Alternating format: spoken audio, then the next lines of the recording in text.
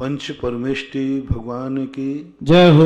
आचार्य श्री गुरुवर कुंद कुंद महाराज की जय हो। आचार्य श्री गुरुवर विद्यासागर महाराज की जय हो। परम उपकारी निर्यापक श्रवण मुनि पुंगव श्री सुधासागर जी महाराज की जय। आचार्य संघ की जय। दुनिया को देखने में लगता है ऐसा कि संसार में बहुत बुराइयां हैं, लेकिन जब संसार की दृष्टि से देखो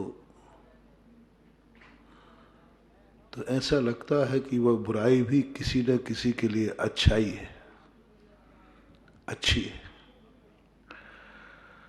अच्छाई होवे या नहीं होवे, लेकिन किसी न किसी को वो चीज अच्छी लगती है।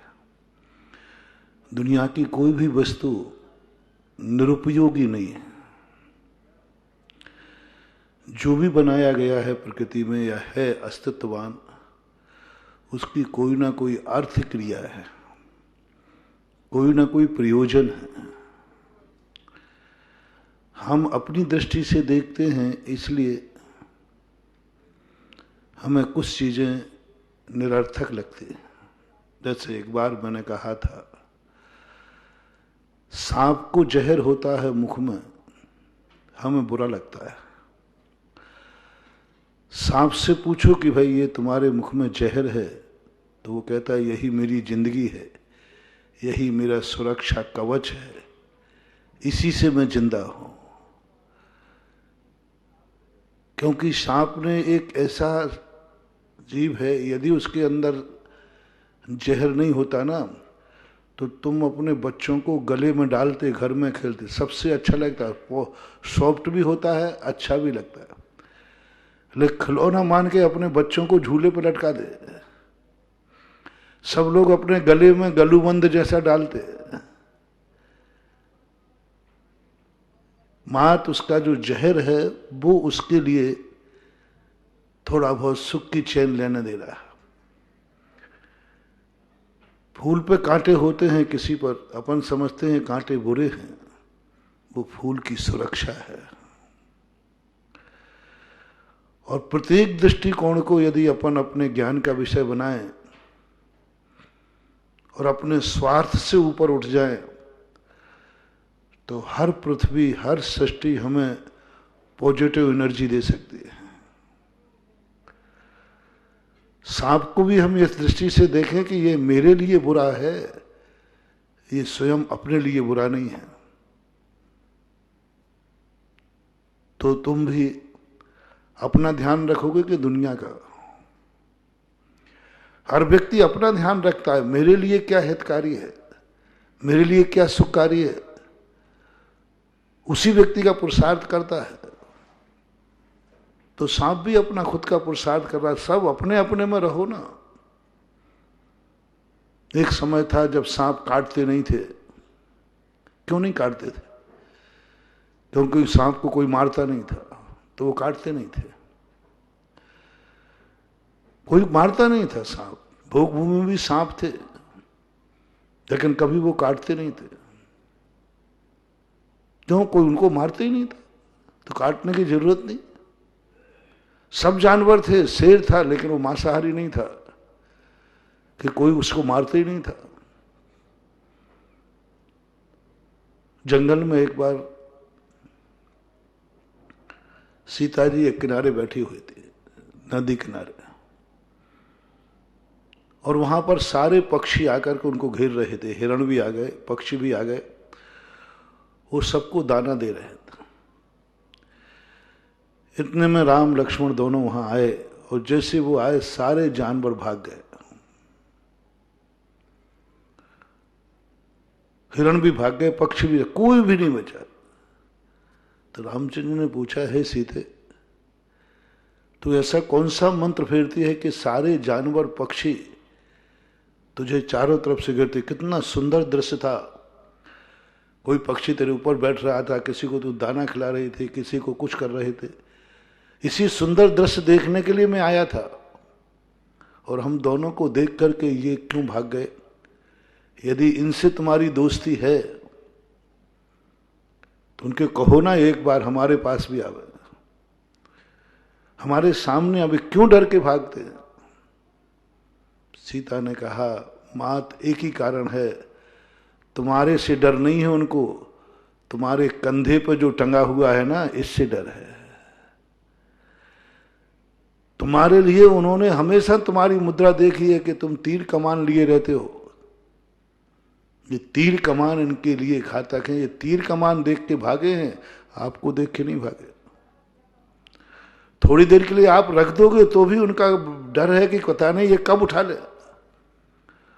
और इन पक्षियों ने कभी भी मुझे तीर कमान लेते नहीं देखा। हमारे हाथ में हमेशा इनके चुगने का दाना होता है, हमारे हाथ खाली होते हैं, इसलिए ये मेरे पास आते हैं। कितना बड़ा सबक था इस दुनिया में जीने वालों को। यदि हम अपनी जिंदगी दुनिया को लिए पॉजिटिव कर दें, सारी दुनिया अपने आप पॉजिटिव हो जाएगी। थोड़ा सा हमने एक बार कहा था कि आप थोड़ा सा एक पेड़ को, आपके घर में गमला हो, आपको एनर्जी चाहिए, उन एनर्जी को आप देखिए और पॉजिटिव से एक पेड़ को अपना मान लीजिए। उस पेड़ के संबंध में हमेशा सोचिए, विचार करिए, उसका हित सोचिए, उससे प्यार करिए। वो पेड़ अपने आप तुम्हें एनर्जी देना शुरू कर देगा। महिलाओं के लिए कहा जाता है, पहले कहा जाता था, आज भी महिलाएं करती हैं, कि वे अपने घर में गमले जरूर रखें, कुछ एक दो पेड़ जरूर लगाएं, और उन पेड़ों को लगाएं जिनसे वो प्यार करें, उनको छुएं, उनको सहलाएं, उनको खाद दें, उनको पानी दें। पहले की रानियों को ये कला सिखाई जाती थी, गुरुकुल में गुरु लोग सिखा देते। तुम्हारे लिए जिंदगी में, क्योंकि नारी की जिंदगी में कभी भी कोई संकट आ जाए, कोई भरोसा नहीं, वो अपनी रक्षा करने में समर्थ नहीं है, और परिवार के लोग सदा उसके साथ नहीं रह सकते। चौकीदार आदि सब साथ नहीं रह सकते, और सबके पास ये सब होवे कोई नियम नहीं। तो कहा गया कि हर नारी के पास एक छोटी सी वाटिका होना चाहिए, छोटा सा उद्यान होना चाहिए, कुछ नहीं है तो एक दो ठो गमले होना चाहिए। घर में 10 स्त्रियां हैं तो 10 स्त्रियां अपनी अपनी एक छोटी सी वाटिका बना ले, भले वो 10 फुट में सही, 5 फुट में सही, 2 फुट में सही। नहीं है तो सभी लोग एक एक गमला अपने अपने नाम का रखें, एक एक पेड़ अपना छोटा सा पौधा रखे। वैष्णव दर्शन में तुलसी मानते हैं। तुलसी को अक्सर कर पानी महिलाएं ही ज्यादा देती हैं, पुरुष कम देते हैं, महिलाएं ज्यादा देते हैं और आंगन में लगाते हैं। इसके धार्मिक रीजन है कि नहीं पता नहीं मुझे, लेकिन जब मैंने वनस्पति का वास्तु पढ़ा, वनस्पति का विज्ञान पढ़ा, तो बहुत बड़ी शक्ति इनसे प्राप्त हुई। महिला उस पेड़ से उस वाटिका को अपना समय देवे, बहुमूल्य समय हो तो भी देवे, उसमें एक एक 2-2 घंटे एक एक पेड़ को सहलावे, एक एक पेड़ को संभाले। पत्ता सूख रहा है तो उसको तोड़ के व्यवस्थित करे, वो खुद खाद देवे, खुद पानी देवे अपने हाथ से, और उसके सामने बहुत अच्छी तरह से बैठे, ऐसा समझे कि ये मेरा मीत है, ये मेरा गार्जियन है, ये मेरा रक्षक है। कुछ दिन के बाद, 5-6 महीने के बाद, वो पेड़ जब तुम्हारी आदत देखेगा, तुम्हारी नियत देखेगा, उसको आभास होता है, वो तुम्हें देखकर खिलने लग जाएगा, तुम्हें देखकर आनंदित होने लग जाएगा, और वो तुम्हारे लिए एनर्जी देने लग जाएगा कि ये मेरा मीत है, ये मेरा इष्ट है, ये भी खिलता रहे, हंसता रहे, इसके जीवन में कोई संकट नहीं आए, कोई संकट नहीं आया इसके जीवन में। वो तुम्हें दुआ देना शुरू कर देगा। कुछ महीनों के बाद आप देखना, जब आप दुखी हो, प्रैक्टिकल करना। जब आप दुखी हो, परेशान हो, तब उस पेड़ के सामने बैठ जाना, पेड़ के सामने खड़े हो जाना 2 मिनट, 2 मिनट खड़े हो जाना पड़ेगा दुखी मन से, समस्या को लेकर, समाधान को लेकर। तो ये इंद्रिय है, पेड़ है, 2 मिनट के अंदर अंदर वो तुम्हें कोई रास्ता दिखा देगा, कोई पॉजिटिव एनर्जी देगा, वो आपकी जिंदगी का सगुन कर देगा और बचाव कर लेगा। कहीं ना कहीं से बचाव करेगा। वो उसकी एनर्जी बहुत होती है, अदृश्य एनर्जी होती है, क्योंकि उसको तुमसे लगाव हो गया, उसको तुमसे इतना लगाव हो गया, इतना लगाव हो गया कि वो तुम्हारी जिंदगी को तुम्हें गार्जियन मानने लगा। जैसे एक नौकर जब मालिक के प्रति लगाव हो जाता है, एक सैनिक को मालिक के प्रति लगाव हो जाता है, तो राजा को बचाने के लिए सैनिक मर जाते हैं। किसी ने तीर कमान फेंका दुश्मन ने, और राजा को लगने वाला था, सैनिक सामने आकर के स्वयं मर जाता है, स्वयं सैनिक आके मर जाता है। साइड से हो जाता है, राजा मरेगा मरेगा, अपना क्या, नहीं, राजा बचना चाहिए। पन्ना धाय ने अपने बेटे की बलि चढ़ा दी उदय सिंह को बचाने के लिए। दोनों बेटे ही थे, कौन अपनी मां है जो बेटे को मारना चाहती है। सामने, अपने सामने पन्ना माहे ने दीप दान की जो बात आती है, उदय सिंह को बचा लिया और अपने बेटे को कर लिया, क्योंकि उदय सिंह हार चुके थे। उदय सिंह के जो पिताजी थे वो हार चुके थे और मारे गए थे। अब दुश्मन कहता है इनके वंश को मिटाओ, तो वंश को मिटाना था। राणा प्रताप के पिताजी थे उदय सिंह, उनको मिटाने के लिए उसने उपक्रम किया। जिस कमरे में उदय सिंह थे उस कमरे में जल्दी जाकर के पन्ना धाय ने अपने बेटे को राजा के कपड़े पहना दिए और उसी गद्दी पे छुपा लिया और फटे हुए पुराने कपड़े उदय सिंह को पहना दिए। दुश्मन मां के सामने सामने देखते देखते अपने बेटे की कत्ल देखी उसने, फिर भी उसको गर्व था, मैंने राजा का ऋण चुका दिया, राजा साहब को बचा लिया। इतने निस्वार्थ लोग होते। जब उदय सिंह की राजगद्दी आई, फिर वहां से वो चले गए। वो कहते नहीं, मैं यहां नहीं रहूंगी, मेरी औकात मुझे मालूम है, मैं दासी थी, दासी ही रहूंगी। राजा साहब ने बहुत कहा उदय सिंह, नहीं अब मैं राजा बन गया हूं, तुम राजमाता बन के रहोगे। नहीं, मैं अपनी औकात नहीं भूलूंगा। पूरी जिंदगी बूंदी में आके रही, पूरी जिंदगी बूंदी में आके रही। उदय सिंह को तो पता ही नहीं कहां है। राणा प्रताप ने खोजा कि ये है मेरे वंश की रक्षक। एक दासी को इतना बड़ा कमजोर आदमी, परेशान आदमी पर, पुण्यहीन पर दया करने को क्यों कहा जाता है? क्योंकि दुखी आदमी के ऊपर थोड़ा सा भी उपकार करो वो भूलता नहीं है। आज तक कोई इतिहास नहीं बना नाग नागिन को क्यों आए बचाने के लिए पारसनाथ के। ऐसे कितने जीव, लेकिन नाग नागिन नहीं भूले। और को भी बताया हुआ पारसनाथ ने, कोई नहीं आया। क्योंकि नाग नागिन इतने दुखी थे, क्योंकि वो जानते थे मुझे कोई बचाने वाला, सब मुझे मारने वाले। सांप की नियत है, वो कहते ना बकरे की अम्मा कब तक खैर मनाएगी, बकरे को एक दिन कटना है, ऐसा कहावत है। इसी प्रकार सांप जानता है कि मुझे हर व्यक्ति मारेगा, बचाने वाला दुनिया में मुझे कोई है ही नहीं। और दुनिया में एक बचाने वाला मिल गया, एहसान भूले नहीं, भूले नहीं। बहुत बड़ी दुआ यदि तुम्हारे लिए चाहिए है तो जो जिस चीज से अपने हाथ धो बैठा है, कुछ भी कोई उपाय नहीं है, उस व्यक्ति को आप थोड़ा सा सहारा दे दीजिए तो एहसान भूलेगा नहीं। बड़े आदमी, पुण्यात्मा जीव कितनी एहसान करो वो याद नहीं रखते। वो दुखी आदमी बहुत याद करता है। एक जयपुर के सांसद थे, शायद गिरधारी लाल उनका नाम था।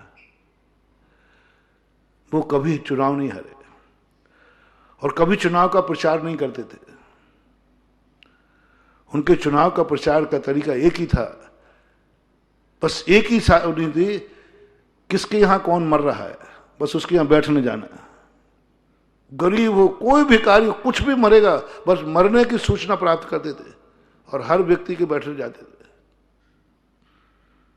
हर व्यक्ति के मौत पर बैठने जाते थे, सांसद होकर के भी। मिनिस्टर नहीं बन पाए इतने बार सांसद, क्योंकि उनको कोई मतलब ही नहीं था, जनता का प्यार था उनको। और एक ही बात पे वोट देते थे, ये हमारे यहां बैठने आए थे, हमारे कौन थे, इतने बड़े नेता थे, हमें क्या लेना, पर हमारे यहां बैठने आए। जो गरीब तबका था, एक झोपड़ी में भिखारी के यहां कोई मरण को प्राप्त हो गया, लकड़ी घर से उठाई, उसकी अर्थी में चले गए। सारे झुग्गी झोपड़ी वाले उनके हो गए, हमारी झोपड़ी में हम भिखारियों को कौन चलाने आता है, सांसद साहब है, बन गए। एक गुण लालू में भी था। लालू के संबंध में एक बार निकला, बहुत काफले में जा रहे थे, इसी कार्यक्रम में जा रहे थे वो। रास्ते पर रोड पर अर्थी चल रही थी, सारे काफले को रोका, स्वयं उतरे, जूते उतारे और अर्थी में कंधा लगा दिया। गरीब आदमी था, कांप गया। मुख्यमंत्री मेरे इस कंधे को मेरे पिताजी की अर्थी पे कंधा लगा रहा है। उन गांव वालों ने उस दिन मुख्यमंत्री के लिए, मुख्यमंत्री नहीं माना, भगवान माना, देवता आया। काफले में जा रहा, गाड़ी से उतर करके उसको अर्थी को हटाई नहीं उन्होंने। पुलिस वाले हटाने लगे, हटो मुख्यमंत्री, नहीं, हमारे नागरिक की अर्थी है, गाड़ी आगे नहीं निकलेगी। जब तक उनके मरघट तक भेजने गए, उसको संस्कार करने के बाद फिर गाफलांग गया। अब कितना बड़ा चुनाव प्रचार हो गया, सबसे बड़ा चुनाव प्रचार हो गया। दुनिया में यदि प्रसिद्धि पाना है तो हमेशा अपने आप को एक विचार करो कि हम किसी दुखी आदमी के काम आ पा रहे हैं कि नहीं। उस दुखी आदमी की दुआ जब भी याद करेगा वो करेगा, क्योंकि उसका कोई नहीं है। महावीर जानते थे, इसलिए महावीर ने अपने मुनि से कहा, तुम्हारा कोई नहीं है, मैं भी नहीं हूं। तुम्हारा कोई भी नहीं है और मैं भी नहीं हूं, मैं तुम्हें बचाऊंगा नहीं, मैं तुम्हारे संकटों का निवारण नहीं करूंगा और मैं तुम्हारी फिक्र भी नहीं करूंगा। मुझे कुछ नहीं पड़ी है, तुम दुख में हो जाओ, तुम भूखे मर रहे हो, मरो, तुम भ्रष्ट हो रहे हो जाओ। ऋषभदेव बैठे देखते रहे, 4000 साधु परेशान दुखी, खबर ही नहीं, मतलब ही नहीं, कोई मतलब नहीं है, कोई मतलब नहीं रहता, मुझे कोई लेना देना नहीं तुमसे। हाँ, गुरु की तुम साधो, गुरु को कोई लेना देना नहीं है। शेरनी गुरु खा रहे हैं, गुरु ध्यान में बैठ गए, बोले मैं देख रहा हूं तुझे खा रही है शेरनी। हमारे आचार्य महाराज की भी आदत है, कभी संघ की चिंता में रहते ही नहीं वो। आज तक कभी किसी ने, आचार्य ने नहीं कहा होगा,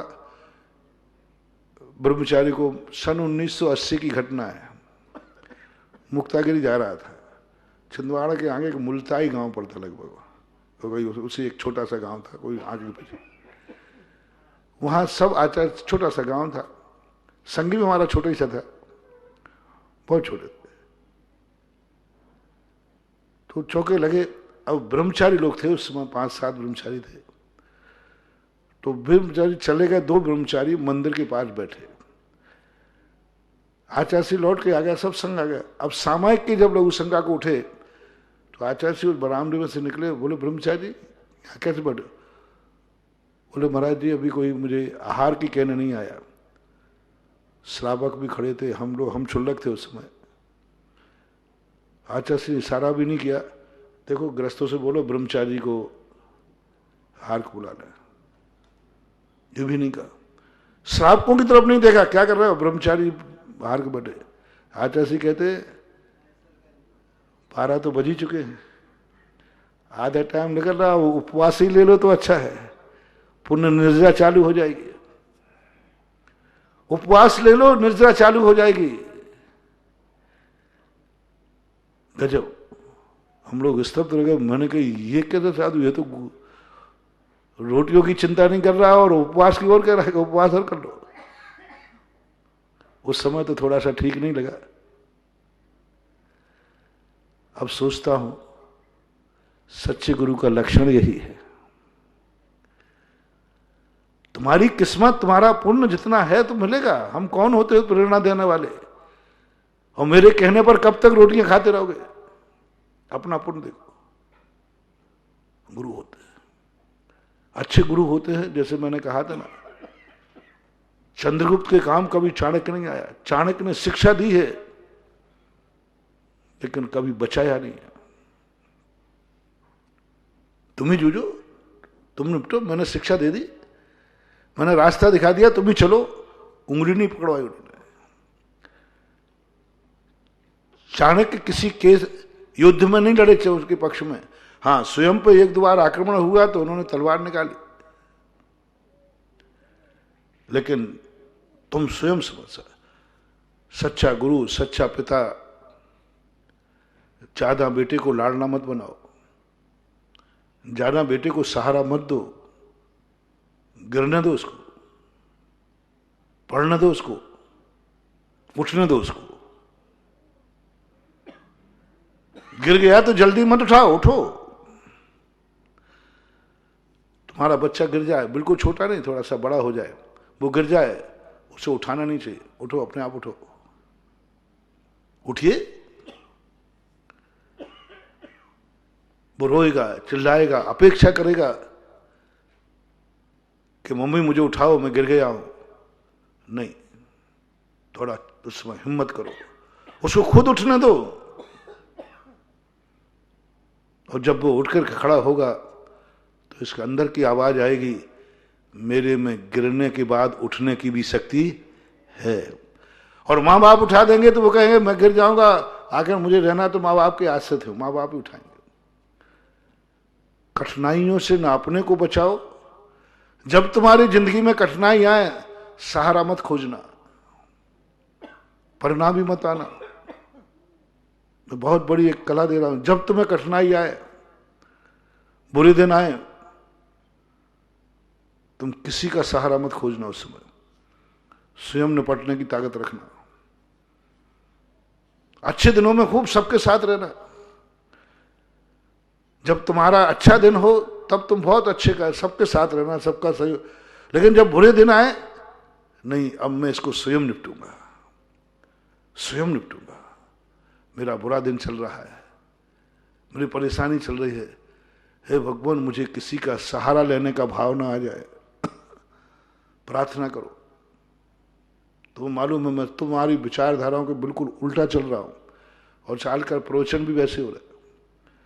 मेरी तो भगवान से एक ही प्रार्थना है, भगवान कभी ऐसा समय ना आ जाए कि बुरे दिन में मुझे तुझे पुकारना पड़े। बस अच्छे दिन में तुझे देना चाहता हूं, बुरे दिन में अपने खाते रखना चाहता हूं। जब मेरी परेशानी आए, संकट में हूं, बस ऐसा संकट मत आ देना ना, संकट कितनी बड़ा हो, लेकिन मुझे किसी के सहारे का भाव ना आ जाए। अब मुझे कोई बचा लेवे, अब कोई मेरे रास्ते के कांटे दूर कर देवे, संकट दूर हो जाए, बस ये भाव मेरे लिए नहीं आता। मेरा नेचर है, मैं साधना एक ही साधना करता हूं, प्रतिदिन मैं एक भावना भाता हूं, मेरे संकट में कोई काम नहीं आवे। मैं बहुत, कोई मेरे संकट में काम आता है तो मैं अपने आप को दुर्भाग्य मानता हूं, मैं अपने पाप कर्म का उदय मानता हूं। मैंने जरूर कोई पाप किया होगा तब तो ये मेरे संकट में काम आया, मेरी एक शक्ति खो दी, मेरी एक शक्ति खो दी, इससे मैं खुद निपटना चाहता था, ये श्रेय मैं खुद अपनी आत्मा को देना चाहता था, ये सामने वाला ले गया। अब हमेशा यही कहेंगे, भगवान पारसनाथ यही तो था। भगवान पारसनाथ पूरे बैठे रहे ध्यान में, पद्मावती को नहीं पुकारा, लेकिन वो आ गई तो श्रेय किसको चला गया? उपसर्ग दूर पारसनाथ ने किया है या धरणन पद्मावती ने किया है? यदि थोड़े से एक अंतर मुहूर्त लेट आते तो ये श्रेय किसको मिलता? पारसनाथ ने स्वयं उपसर्ग जीता, उपसर्ग जीता, उपसर्ग विजेता कहलाते। और अब आता है धरणन पद्मावती उपसर्ग निवारक। हार गए ना। कई स्थानों पर तो लोग भगवान से ज्यादा धरणन पद्मावती को मानते। पारसनाथ बैठे अंदर, उनके दिया भी नहीं जले, और यहां देखो क्या चलता है, कई मंदिरों में आता है।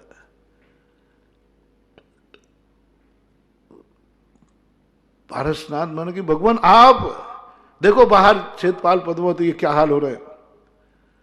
बोले क्या करूं मैं, इन्होंने मेरा उपसर दूर करके मुझे तो कुछ नहीं होने वाला था, मेरा तो उपसर दूर, इन्होंने उपसर दूर करके और अपनी प्रसिद्धि पाली। इनके आने से मेरी पूज्यता नहीं बढ़ी है, इनकी पूज्यता बढ़ गई। उपसर कोई तुम्हारा दूर करता है तो ध्यान रखना तुम्हारी महानता नहीं बढ़ेगी, उपसर दूर करने वाले की बढ़ेगी। सब खाते उनके पास चले गए पारसनाथ को। इसलिए उपसर को जीतना सीखो, कठिनाइयों को जीतना सीखो, जल्दी सहारा मत मांगो। सहारा लेना में हमारा पुण्य क्षय होता है, सहारा लेने में हमारा विल पावर कमजोर होता है, सहारा लेने में हमें जो ऊंचाइयां मिलना थी वो ऊंचाइयां मिलना, क्योंकि सारा श्रेय किसको चला जाएगा? हम गिर गए, किसी ने हाथ पकड़ के उठा लिया, दुनिया किसको तरफ देखेगी? गिरकर उठा है उसकी तरफ देखेगी कि जिसने उठाया है उसको देखेगी? तुम धन्यवाद किसको दोगे? जिसने उठाया है। तुम्हें कोई नहीं पूछा, तुम्हारा तो घोड़ा टूट गया, तुम्हारा तो घोड़ा टूट गया, तुम्हें कोई नहीं पूछ रहा, कोई नहीं देख रहा है। आप देखना, कोई बिल्कुल गिर गया है दुख में और किसी ने पकड़ लिया, उठा दिया, सारे लोग किसकी तरफ सहानुभूति दे रहे हैं? उठाने वाले के। अरे भैया आपने उठा लिया, नहीं मर जाता, आपने उठा लिया, आपने उठा लिया, वैसे। और वो नहीं उठाता और स्वयं उठते तो वाह गजब, क्या तुम्हारी विल पावर, क्या तुम्हारी शक्ति। ऐसे गिरने के बाद उठ गए, गिरने के बाद उठ गए, कोई उठाने वाला नहीं था तो भी उठ गए, वो तुम्हारे लिए श्रेय जाएगा। बहुत बड़ी गलती करते हैं अपन लोग, हर कठिनाई हर परेशानी में सोचते हैं कोई मेरा साथ दे दे, हर आंसू को सोचते हैं कोई मेरा आंसू पहुंच दे, हर परेशानी को सोचते हैं कोई मेरा परेशानी दूर कर दे। ये हमारी अच्छी आदत नहीं है, अच्छी आदत नहीं। मैं तो कहता हूं इस आदत को बदलो। अपन ने अपन में बहुत ताकत है, अपना श्रेय दूसरे को मत जाने दो। देखो पर क्या क्या जय जयकार होती है, क्या क्या तुम्हारी शक्तियां प्रकट होती है, और तुम्हारी जिंदगी में एक बहुत बड़ी आएगा, कोई उठाने वाला नहीं था, वहां से उठ के आया। आज भी वे बड़े गर्व से कहते हैं, आज भी व्यक्ति बहुत ताकतवान है जिनको कुछ भी नहीं दिया था, कुछ भी बचाने वाले थे, अनाथ थे, मां बाप मर गए थे, संपत्ति लुट गई थी। आज वो जो कमाई करके पैसा कमाया, आज उनकी छाती फूलती है, महाराज जो कुछ है हमारी स्थिति देखो क्या है। रामचंद्र जी को दुनिया क्यों पूछती है? रामचंद्र जी को दुनिया क्यों पूछती है? और भी तो राम हुए, और भी तो बलभद्र हुए, इन्होंने देखो सब कुछ इनका छीन लिया, सब कुछ। उसके बावजूद इन्होंने जी के दिखाया। और सबसे बड़ी चीज, अपनों से कभी सहयोग नहीं मांगा, भगवान की भी सिद्धि नहीं की। मैंने पूरी रामायण को देखा, जैन दर्शन को देखा। रावण तो बार बार युद्ध में कई बार भगवान के पास गया, मंदिर में गया, सिद्धि की, सब किया। रामचंद्र जी का नहीं मिलता कि आज भयानक युद्ध है, चलो एक यज्ञ कर लें। वैष्णव दर्शन में भी नहीं। रावण तो यज्ञ कर रहा है, रावण तो मंदिरों में जा रहा है, जाप कर रहा है, सब कर रहा है, लेकिन रामचंद्र जी ने कुछ नहीं किया, कुछ भी नहीं किया। एक बार भी माला फेरते नहीं दिखे, रोते जरूर दिखे। मैंने कहा गजब। अरे इस समय तो सहयोग मांगो भगवान से। रावण ने सबको इकट्ठा किया, रामचंद्र जी ने किसी को इकट्ठा नहीं किया। माँ बाप को, किसी को नहीं। मैंने बताया था, जनक को किसी को नहीं बुलाया। ये युद्ध मैं खुद जीतूंगा। हार गए तो भी ठीक है, हारना मंजूर है, लेकिन दूसरे को श्रेय देना मंजूर नहीं है। दुनिया क्या कहेगी? यदि जनक जी आ जाते और युद्ध जीतते तो रामचंद्र जानते, दुनिया यही कहेगी ससुर की दम पे जी रहा है, ससुर की दम पे जी रहा है। भरत आते तो अयोध्या वाले कहते वनवास गए थे, लेकिन ताकाम तो अयोध्या ही आई, से नहीं काम आया। दुनिया यही कहेगी नहीं, उपादान प्रधानी जो अपने आप की स्वसत्ता समझता है तो कहता किसी को शामिल नहीं करूं, मैं जूझूंगा। मेरे कर्म के उदय से आई है समस्या, मेरा कर्म ही निपटाएगा, मेरा कर्म ही निपटाएगा। अतीत के पाप कर्म का उदय आया है, वर्तमान का मेरा पुण्य काम आएगा। दोनों की टकरार करो, अतीत और वर्तमान को बढ़ा दो। अतीत तो तुम्हारे हाथ में नहीं है, वो तो पाप के रूप में आ गया, उदय में आ गया। अब क्या करें? कई लोग कहते हैं महाराज जी हमारे इतने पाप कर्म के उदय, हम क्या करें? कोई चिंता मत करो। वर्तमान कैसा है? वर्तमान में तुम्हारे, इसलिए संकट के समय तुम लोगों से कहते ना अच्छे परिणाम रखो। वर्तमान का तुम्हारा पुण्य कैसा है? वर्तमान में तुम क्या कर रहे हो? बस वर्तमान में जब तुम्हारी स्थिति, तुम अतीत को भूल जाओ, अतीत के संकट से नहीं, तुम वर्तमान का पुण्य बढ़ाओ, वर्तमान का पुण्य बढ़ाओ। क्योंकि अतीत हमारे हाथ में नहीं है, वो तो हमारे हाथ से निकल चुका है। उसकी याद करने से कुछ नहीं होना, उसके डरने से कुछ नहीं होना, उसको भय खाने से कुछ नहीं होना। वो तो आएगा तो आएगा, कुछ नहीं होने वाला बंधुओं। जो कर्म अपन कर चुके हैं, तुम लाख उपाय कर लो, कुछ नहीं होना। वो तो आएगा, वो तो फल देगा। दुश्मन से तुम कोई कामना मत करना दया की। अतीत का किया हुआ पाप कर हमारा दुश्मन है, दुश्मन तुम पे दया कर देगा, मत करना बंधु। अपनी तैयारी करो, अपनी तैयारी करो, अपना पुण्य बढ़ाओ। और वर्तमान में इतना इतना अपने आप को सशक्त कर लो कि जैसे ही अतीत आगे तुमसे टकरा जाए, वो अतीत का पाप चूर चूर होके चला जाए, तुम्हारा कुछ भी नहीं बिगड़े। आज मेरी थकान, मेरी गर्मी तूने दूर किया है, बहुत बहुत आभार है। हम बड़ों से तो आभार मान लेते हैं, लेकिन छोटे हमारी जिंदगी में आते हम उनका आभार नहीं मान पाते, और वही हमें जारी करके सपोर्ट करते हैं, दुआ देते हैं, हमारे सहयोग करते हैं। तो अपनी जिंदगी को लाने के लिए एक छोटे छोटे से नुस्खे, आप अपने कमरे को एनर्जिस्ट बनाओ, आप किताब को एनर्जिस्ट बनाओ। पढ़ने वाले विद्यार्थी, भोजन खाने वाले लोग, पढ़ने वाले विद्यार्थी कमजोर हैं। मैं पढ़ने बच्चे से कहना चाहता हूं, किताब को सम्मान दो। हम लोग जब शास्त्र पढ़ते हैं, देखो ये कितनी बड़ी कला है, हम लोग कितना सम्मान देते हैं।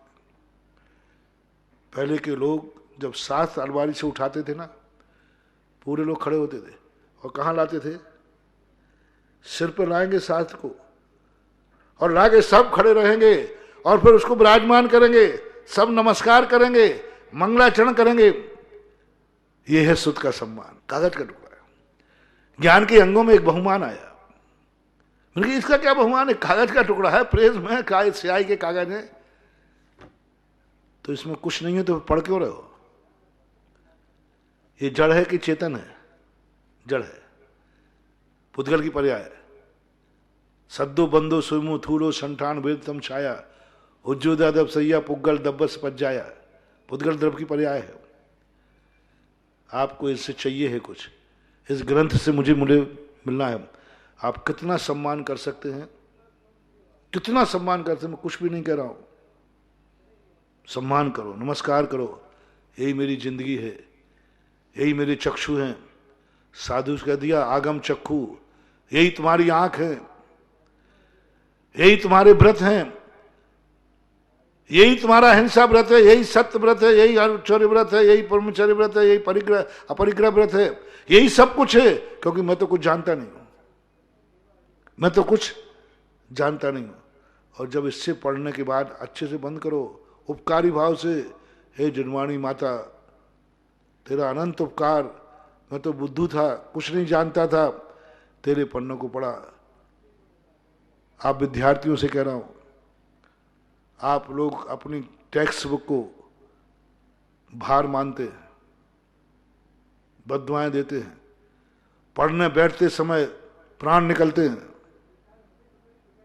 प्राण निकलते पढ़ने बैठते समय, पढ़ने की बात कहो और प्राण निकलते हैं, स्कूल जाने की बात कहो प्राण निकलते हैं, होमवर्क करो तो प्राण निकलते हैं, सब उसके। वो बच्चा कभी जिंदगी में कुछ नहीं कर सकता। एक बच्चे से पूछना इसका भविष्य क्या है, मुझसे पूछो तो हफ्ते में सबसे अच्छा दिन इतवार। सबसे अच्छा दिन कौन सा है? रविवार। तो कभी ज्ञानी नहीं बनेगा, कितने पढ़ लिख भी जाए, उसका ज्ञान उसकी जिंदगी में काम नहीं आएगा, कभी काम नहीं आएगा, वो कहीं धोखा खाएगा। बोले क्यों बेटा, क्यों? नहीं सुना ना पढ़ता लेसन, पढ़ती नहीं छड़ों की मार। मुझसे पूछो तो हफ्ते में सबसे अच्छा दिन इतवार। यह है हमारे विनाश का समय। हमने भार मान लिया, व्रत नियम को भी तुमने भार मान लिया, ये व्रत तुम्हें नेगेटिव करेगा। मंदिर को तुमने भार मान लिया, किसी भी क्रिया को जिसको तुमने भार माना वो तुम्हारे लिए नकारात्मक ऊर्जा देंगे। भगवान को भार मान लिया, अभी मंदिर में पूजा रखी है, महाराज को भार मान लिया, आज ही हमारे यहां शादी और आज ही महाराज को पधारना था और मैं समाज का अध्यक्ष हूं, क्या करूं? मैं समाज का अध्यक्ष हूं और आज ही महाराज को आना था और आज ही हमारे यहां बारात आ रही है। बोलो ऐसा होता है कि नहीं? हाँ मुझे मालूम, तुम झूठ बोलोगे तो मुझे मालूम है। लोग क्या कह रहे, वो कह रहे अरे भैया महाराज जी आज ही आ रहे, अरे आज ही मेरे बारात आने दी। कहाँ का ये? कहीं तो सीधे मेरे से कह देते महाराज जी कल मत आ जाना, हमारे यहाँ बारात है। आपने बहुत बड़ा दोष कर लिया, आप आगवानी करना, अब जाना ही पड़ेगा, मैं तो अध्यक्ष हूं। लेकिन आपको टेंशन होगा, आपने सोचेगा अरे यार बड़े परेशान हो गए, अध्यक्ष काय को बना था मैं, अध्यक्ष नहीं होता तो आज टाल देता, जाना तो पड़ेगा। आज ही महाराज आ रहा है, हमारे यहां बारात आ रही है, महाराज भी आ रहा है। आपको भार हो गया महाराज, आपको बहुत नकारात्मक ऊर्जा। दूसरा देखना, ओहो आज मेरे यहां बारात आ रही नगर में और आज ही मेरे गुरु पधार रहे, ये सगुन है, शुभ है, अभाग्य मेरे, पहले मैं सगुन को जाऊंगा। अरे हमने इतने पुण्य किए, इतने भाग किए, आज महाराज जी पधार रहे हैं, आज मेरे घर में बारात आ रही है और आज ही मेरे नगर में भगवान आ रहे हैं, ये मेरे शुभ संकेत हैं। जरूर मैं पुण्यात्मा जीव हूं और हर्ष के साथ छोड़ दो सब काम, पहले महाराज को लेने चलेंगे, क्योंकि अपने पुण्य से ऐसा नियोग कब मिलता है, ऐसा परिणाम तुम्हें जाग गया जाओ तुम्हें वरद हस्त मिल गया, हो गई गुरु कृपा, मिल गया तुम्हें, तुमने उसको सगुन मान लिया, अभाग्य मान रहे हो कि आज महाराज जी आएंगे मेरे नगर में, उसी दिन मेरे यहां बारात आई, अभाग्य मेरे, समय निकालेंगे एडजस्ट का, एडजस्ट करने का सवाल ही नहीं, पहले वो काम होगा। भरत चक्रवर्ती की यहीं तो प्रशंसा हुई, भगवान को केवल ज्ञान हुआ, पुत्र रत्न की उत्पत्ति, चक्र रत्न की उत्पत्ति हुई। वो चाहता 1000 साल से तो भगवान को केवल ज्ञान नहीं हुआ, आज ही होना था। बेटे का उत्सव मनाओगे चक्रवर्ती का, अब चक्रवर्ती का हूं तो भगवान के पास तो जाना ही पड़ेगा। क्या करूं, कहां तक, महाराज को भगवान ने भी नहीं सोची, अवध ज्ञान थे, सोच लेते, एक दिन आगे पीछे कर लेते, क्या बात हो गई। भरत चक्रवर्ती उछल पड़ा, कोई शुभ संकेत है, कोई शुभ संकेत है। चक्र रत्न उत्पत्ति के दिन केवल ज्ञान, पुत्र उत्पत्ति के दिन केवल ज्ञान, ये इस बात का संकेत है कि तू संसार के कीचड़ में तो जाएगा लेकिन कीचड़ में फंसेगा नहीं। चक्रवर्ती ने सगुन मान लिया, बोले इस बात का संकेत है मैं चक्रवर्ती बनूंगा और भयवारम परिकृतम नरकासुर, नरक का कारण बनेगा, लेकिन केवल ज्ञान बता रहा है कि मैं संसार में नहीं फंसूंगा, कीचड़ में तो जाऊंगा, सब कुछ करूंगा लेकिन फंसूंगा नहीं, क्योंकि संकेत है अवभाग, आज मेरे केवल ज्ञान हुआ उस दिन जिस दिन मुझे चक्ररत्न मिला। सगुन मान लिया उसने, दोनों कार्य छोड़कर कहां पहुंच गया। सबसे पहले चलो, रानी बैठी है कि बेटे का मुंह देख लो। चक्रवर्ती कहता है रानी सगुन हुआ है, तेरे भाग्य तो सर देख, जिस दिन तूने बेटे को जन्म दिया उसी दिन प्रभु ने केवल ज्ञान प्राप्त किया। ये सगुन है, अपने लिए शुभ है। बेटे का मुंह क्या देखना, भगवान का मुंह देखते हैं पहले, और भगवान के मुंह देखने के बाद बेटे का मुख देंगे, मंगल ही मंगल है। बोलो, बेटे का मुख देखना मंगल है कि जिनेंद्र का मुख देखना मंगल है? जिनेंद्र भगवान का देखना मंगल है। भगवान के मंगल करके आएंगे तो बेटे का मंगल तो वैसे ही हो जाएगा। भगवान का मुख देखने चला गया, मंगल। चक्र रत्न रखा रह गया, पूजा करने चला गया। भगवान के समूह में तो सभी गए, सभी लोग गए, लेकिन चक्रवर्ती को हाईलाइट क्यों किया गया? क्योंकि वो सगुन मान के गया, शुभ मान के गया, उसको झुंझलाहट नहीं आई। आप लोगों से मेरा कहना है, आप कोई भी धर्म की क्रिया करते समय कभी झुंझलाना मत। परिस्थितियां आ सकती हैं, परिस्थितियां आ सकती हैं, और परिस्थिति के समय ही सब कुछ हो सकता है। आपको सगुन मानना है। कोई छोटा सा भी नियम लिया है, भार मत मानना। और चंडाल ने भार नहीं माना, कहां का नियम ले लिया। धीवर ने भार नहीं माना, मर गया, घर से निकाल दिया गया, एक मछली नहीं मारूंगा, भूखा रह गया। घर आया तो घर वालों ने निकाल दिया, लेकिन उसको नियम के प्रति एलर्जी। मैंने बहुत गौर से पढ़ा कि एक बार तो कह देता वो, महाराज से क्या नियम लिया, काय का आतिश है, दिन भर हो गया, प्रतिदिन 2-4 मछली पकड़ता था, इस बार तो अब शकुन हो गया, ये नियम लेती मूड मुड़ाए ओले पड़े। मैंने नियम ले लिया और आज एक भी मछली नहीं मिली, वही आ रही है, ढिंडा पड़ता, कहाँ का नियम ले लिया। नहीं, अभाग्य मेरे, धन्य है मैं साहस नहीं कर पाया कि मैं किसी मछली को नहीं मारूंगा। कम से कम आज इस मछली के बहाने एक दिन तो अहिंसा रूप में निकल गया। छोड़ना चाहिए था मुझे जीवों को मारना, लेकिन एक मछली के कारण महाराज के कारण से, वैसे तो मैं नियम पालता नहीं, मैं तो मांसाहारी हूं, लेकिन आज महाराज के कारण से एक दिन मेरे से कोई हिंसा नहीं हुई। आज इस नियम के कारण एक दिन हिंसा नहीं हुई। अवभाग्य मान के जा रहा है। घर में जाकर उसकी पत्नी घंटा थी, निकाल दिया, क्यों नहीं लाए मछलियाँ, हम मरेंगे, तो भी उसको नहीं आया। कहाँ का नियम ले लिया। आज तक पत्नी ने मेरे सामने ऊंची आवाज में बात नहीं की, आज पत्नी की मुझे सुनना पड़ी। ये दरवाजे मेरे लिए कभी बंद नहीं होते थे, आज मेरे लिए ये दरवाजे बंद हो गए। इस सब में कौन कारण बन रहा है। आज एक भी मछली नहीं मिली, किस कारण से? महाराज के कारण, नियम के कारण। घर का दरवाजा बंद कर दिया गया, जाओ यहां से। कितनी बड़ी ठीस। ये क्यों हुआ? नियम के कारण से, महाराज के कारण से। लेकिन उसके मन में किंचित महात्मिक ग्लानि नहीं आई। हाउ भाग्य, हे प्रभु, बस इस विपदा में कहीं मैं नियम के प्रति घृणा न कर लूं। मेरे अवभाग्य हैं कि इतनी विपरीत परिस्थितियों में भी मैं नियम पालन कर रहा हूं। अंत में जाकर खंडहर में रात बिताई।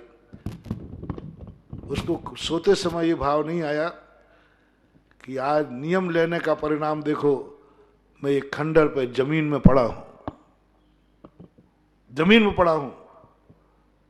बल्कि वो अवभाग्य कह रहा है, मेरे कितने भाग्य है कि आज धर्म के कारण से मैं इतना संकट से हूं। उसी समय एक सांप ने आ गया, सांप ने काट लिया, मर रहा है वो। लेकिन क्या हो रहा है? ओहो, मरना तो कभी था ही। आज मैंने कितने पुण्य किए कि मैं एक धर्म के कारण मर रहा हूं, नियम के कारण मर रहा हूं। गुरुजी, आपका जन्म जन्म तक उपकार है कि आपने ये नियम दिया। एक बार भी उसके मन में झुटलाहट नहीं आई।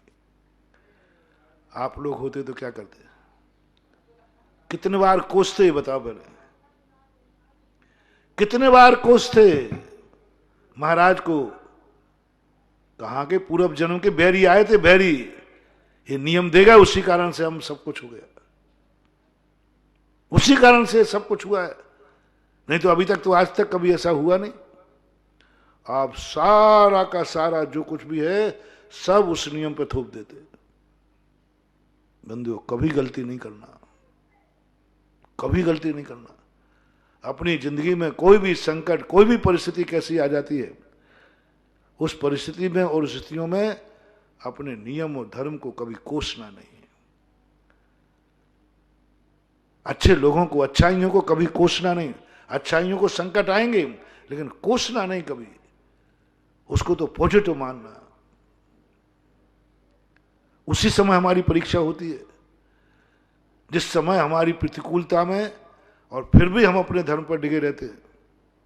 एक बार सुनाया था ना मैंने, रामचंद्र जी जैसा दुखी। रामचंद्र जी को जीवन में हर व्यक्ति ने स्थान दिया, हर दर्शनकार ने स्थान दिया। क्यों? और बलभद्रों के नाम किसी दर्शन में नहीं है। 8 बलभद्रों में 1-2 को छोड़ करके बाकी सब गायब है। लेकिन रामचंद्र जी को हर दर्शनकार ने, भारतीय दर्शनकार ने स्वीकार किया। क्यों? राम जैसा दुखी आदमी कोई आज तक नहीं हुआ। सबसे ज्यादा संकटों में पड़ा हुआ रामचंद्र जी, सबसे ज्यादा। उन जैसा दुखी नहीं, और उन जैसा धर्मात्मा नहीं। क्यों? उनको जितने संकट आए, कर्म के कारण आए कि धर्म के कारण? कर्म के कारण आए कि धर्म के कारण? बहुत लोग प्रश्न करते हैं हमेशा कि रामचंद्र जी कौन से पाप कर्म का उदय था जो वनवास हुआ? पारसनाथ का कौन सा कर्म था जो 10 भाव तक बैरी करता रहा? कहीं कर्म ढूंढने में नहीं मिला, पर कारण तो ढूंढना था, कारण तो ढूंढना था। कर्म मिल नहीं रहा कि रामचंद्र जी ने कौन सा पाप किया था, कौन से कर्म का उदय आया जिस कारण वनवास हुआ। लेकिन वनवास तो हुआ है कि नहीं? वनवास बिना कारण के नहीं होता, कारण तो है। पारसनाथ को 10 वर्ष उपसर्ग हुए, कौन से कर्म का उदय था? बहुत प्रश्न आते। हम है ही नहीं कर्म का, तो मैं कहां से दूं? तो महाराज कोई ना कोई कारण तो होगा। आज कारण बता रहा हूं, धर्म के कारण।